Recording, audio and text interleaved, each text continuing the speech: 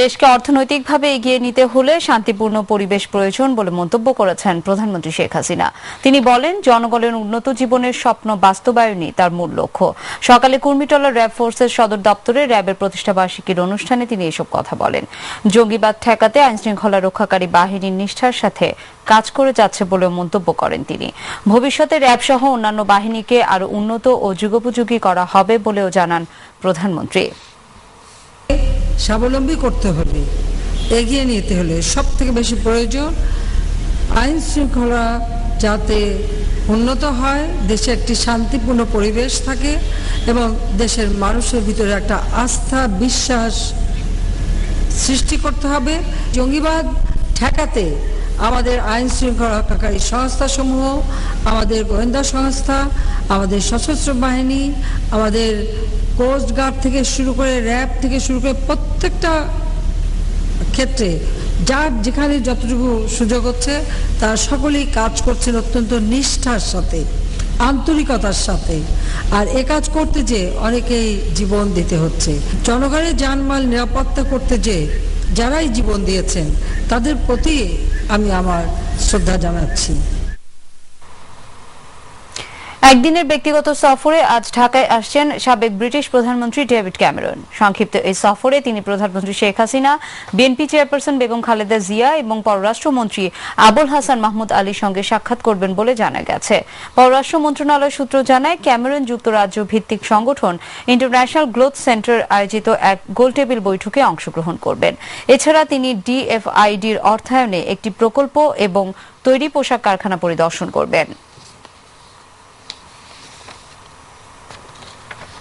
বাংলাদেশে ভবিষ্যতে বিনা বিচারে কেউ আটক থাকবে না বলে জানিয়েছেন আইনমন্ত্রী আনিসুল হক। সচিবালয়ে জাতীয় আইন সহায়তা দিবস উপলক্ষে আয়োজিত সংবাদ সম্মেলনে একথা জানান আইনমন্ত্রী। মন্ত্রী বলেন, আইনের সহায়তা পাওয়া নিশ্চিত করতে কাজ করে যাচ্ছে সরকার। বিচার বিভাগকে স্বাধীন মন্তব্য করে তিনি বলেন, সরকারের সঙ্গে বিচার বিভাগের কোনো দূরত্ব নেই। কোনো সংকট থাকলে আলোচনার মাধ্যমে সমাধানের প্রস্তাব করেন আনিসুল হক। এবং বিনা কারণে কারাগারে আটক থাকেন, সেই দিকে লক্ষ্য রাখার জন্য তিনি বলেছিলেন।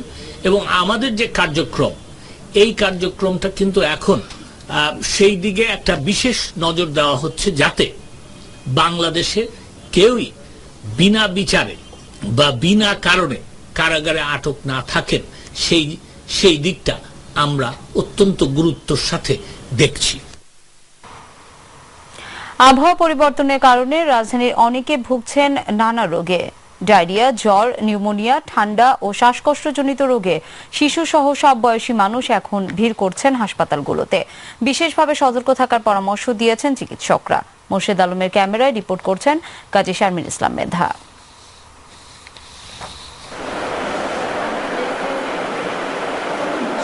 ময়মনসিংহ থেকে সন্তানকে নিয়ে রাজধানী শিশু হাসপাতালে এসেছেন জান্নাত। গত কয়েকদিনে আবহাওয়ার তারতম্য তার শিশুটি ভুগছে শ্বাসকষ্টে। ঠান্ডা, জ্বর, খিঁচুনি, পরে নিয়ে এসে 9 দিন থেকে গেছি। পরে আবার দিন শুক্রবার দিন রিলিজ দিয়ে দিছে, শনিবার দিন আবার বাবু নিয়ে অবস্থা। এমন অনেক শিশু নিউমোনিয়া, ডায়রিয়া, জ্বর ও শ্বাসকষ্টজনিত রোগ নিয়ে ভর্তি হয়েছে ঢাকার শিশু হাসপাতালে। শ্বাসকষ্ট হয়, তারপর খিঁচুনি হয়, খিঁচুনি রক্তে ইনফেকশন এবং মাথা ইনফেকশন হয়। ঠান্ডা, শ্বাসকষ্ট সমস্যা, নল দিয়ে খাবো। আবহাওয়ার কারণে। আর আমার বাচ্চারা থাকে ডে কেয়ার স্কুলে, দেখলো 8টা-5টা রাখি, ওইখানে তো ধুলাবালি হয়তো লাগতে পারে। খিঁচুনি, শ্বাসকষ্ট, ঠান্ডা, জ্বর 102 করে। গত কয়েকদিনে ঠান্ডা গরম মিলিয়ে আবহাওয়ার বিরূপ আচরণে বিভিন্ন ভাইরাসজনিত রোগে অনেকে আক্রান্ত হচ্ছে বলে জানালেন চিকিৎসকরা। 3-4 দিন থেকে হঠাৎ করে দেখা যাচ্ছে আবহাওয়ার পরিবর্তন হচ্ছে, বৃষ্টি হচ্ছে এবং বৃষ্টির সাথে সাথে ঠান্ডা হচ্ছে। তো সেই হিসাবে দেখা যাচ্ছে যে বাচ্চাদের pneumonia, bronchiolitis, common cold, diarrhoea, viral diarrhoea ইত্যাদি নিয়ে আসছে। 1 বছর বাচ্চাদের এবং কমপক্ষে 5 বছর বাচ্চাদের এগুলি বেশি হচ্ছে। শুধু শিশুরাই নয়, আবহাওয়ার হঠাৎ পরিবর্তনের কারণে আক্রান্ত হচ্ছেন বয়স্করাও। ঠান্ডা কাশি, এই যে বৃষ্টিতে ভিজার কারণে তার জন্য ঠান্ডা কাশি লাগছে। শরীরে পুরো ব্যথা, জ্বর আসে, তারপরে এমন ঠান্ডা না গিয়ে গলা ভিতরে চুলকাইতে থাকে। আবহাওয়া পরিবর্তনে অ্যালার্জিতে আমার সমস্যা হয়, গা চুলকায়, জ্বর হয়, হাত পাও ব্যথা করে। একটু সতর্ক থাকলে এসব রোগ এড়ানো সম্ভব বলে মনে করেন চিকিৎসকরা। গিটের ব্যথা, বিভিন্ন পেটের ব্যথা, মানে ওনারা সাধারণ এটা আসলে পায়ে ফোলা, যে ফোলাগুলি আসলে আমরা কোনো কারণ ইডিওপ্যাথিক অনেক সময় মনে হয়। মায়েরা যদি একটু সচেতন হয়, যদি বাসায় তারা ঠান্ডা কাপড় চোপড় একটু যদি তারা ঢেকে রাখে, তারপরে পানিটা যদি ফুটানো পানি খায়, তাহলে ঠান্ডার প্রকোপগুলি কমে যায়। কাজী শারমিন ইসলাম মেধা, মাই টিভি, ঢাকা। আগামী ফসল ঘরে ওঠার আগ পর্যন্ত হাওড়ে বন্যা কবলিত এলাকার মানুষ সরকার ঘোষিত 30 কেজি চাল ও আর্থিক অনুদান পাবেন বলে জানিয়েছেন দুর্যোগ ব্যবস্থাপনা ও ত্রাণমন্ত্রী মোফাজ্জল হোসেন চৌধুরী মায়া। এর আগে বরাদ্দ 100 দিনের জন্য ঘোষণা করা হয়েছিল। সচিবালয়ে হাওড় এলাকায় দুর্যোগ মোকাবেলা ও ত্রাণ সংক্রান্ত বৈঠক শেষে তিনি কথা বলেন। হাওড় এলাকার পরিস্থিতি মোকাবেলায় ত্রাণ মন্ত্রণালয়ের কর্মকর্তা কর্মচারীদের ছুটি বাতিল করা হয়েছে বলেও জানান মোফাজ্জল হোসেন চৌধুরী মায়া। বিজিএফ এর মাধ্যমে অতি দরিদ্র যারা জেলে বাইরে রয়েছেন, যাদের ধান এই মাসের হয়তো আজ থেকে 2-4 দিনের মধ্যে ঘরে ওঠার কথা ছিল, এবার 3 সপ্তাহ আগে এইসব তলিয়ে যায়। এই বোরো ধান তাদের একটি মাত্র ফসল, একটা ফসলের উপর নির্ভরশীল, এটা তলিয়ে যাওয়াতে তাদের অসংখ্য ক্ষতির সম্মুখীন হয়েছে। তাদের রক্ষা করা, তাদের খাদ্য দিয়ে সহযোগিতা করা এবং একটি মানুষের জন্য না খেয়ে মারা না যায়। এদিকে সুনামগঞ্জে হাওড়ে মাছ শিকারের নিষেধাজ্ঞা প্রত্যাহার করেছে জেলা প্রশাসন।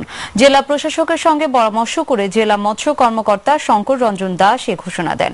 জেলা মৎস্য অফিস জানায়, জেলার বিভিন্ন হাওরে অ্যামোনিয়া গ্যাসের কারণে মাছের মরক দেখা দেওয়ায় 18 এপ্রিল থেকে প্রশাসন মাছ শিকারের উপর নিষেধাজ্ঞা জারি করে। মাছ শিকারের নিষেধাজ্ঞা প্রত্যাহার করে সতেজ ও তাজা মাছ খাওয়ার জন্য জনসাধারণকে পরামর্শ দেওয়া হচ্ছে জেলা মৎস্য অফিস থেকে। সুষ্ঠু ও গ্রহণযোগ্য নির্বাচন পরিবেশ তৈরি হলে আগামী জাতীয় নির্বাচনে বিএনপি অংশ নেবে বলে জানিয়েছেন দলের মহাসচিব মির্জা ফখরুল ইসলাম আলমগীর। সকালে ঢাকা রিপোর্টার্স ইউনিটি মিলনায়তনে ছাত্র দলের এক অনুষ্ঠান শেষে তিনি কথা বলেন। এ সময় আবারও নিরপেক্ষ নির্বাচন কমিশন গঠনের দাবি জানান মির্জা ফখরুল।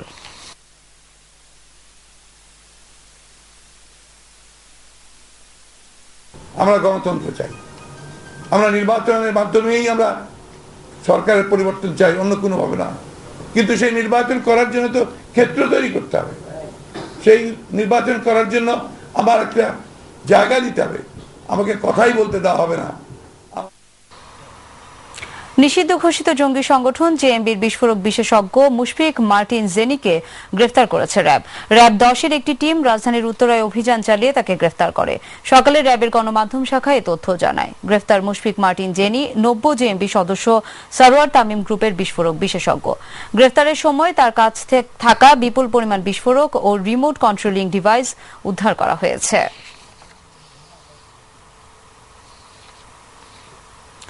ভাড়াটিয়ার পারিবারিক কলহ থামাতে গিয়ে ছুরিকাঘাতে খুন হলেন বাড়ির মালিক। মঙ্গলবার রাতে নারায়ণগঞ্জের সিদ্ধিরগঞ্জে নৃশংস হত্যাকাণ্ড ঘটে। হত্যার শিকার বাড়িওয়ালার নাম সেলিনা আক্তার। তিনি সিদ্ধিরগঞ্জের 9 নম্বর ওয়ার্ডের জৈনিক বাবুল প্রধানের স্ত্রী। প্রত্যক্ষদর্শীরা জানায়, ভাড়াটিয়ার স্বামী স্ত্রীর মধ্যে সৃষ্ট পারিবারিক কলহ থামাতে গেলে ভাড়াটিয়াদের একজনের হাতে থাকা ছুরির আঘাতে সেলিনা জখম হলে তাকে রক্তাক্ত অবস্থায় ঢাকা মেডিকেল কলেজ হাসপাতালে নেওয়া হয়। এ সময় কর্তব্যরত চিকিৎসক তাকে মৃত ঘোষণা করেন। ওই বাড়ির মালিক হিসাবে সে মিটমাট করে দিয়ে দিত। তারপরে কিছুদিন করার কথা আজ গবারাইয়া অসুরলিয়া মারতে যেতেছি, তখন চিৎকার বাকরা করে বাড়ির মালিককে ডাক দিচ্ছে।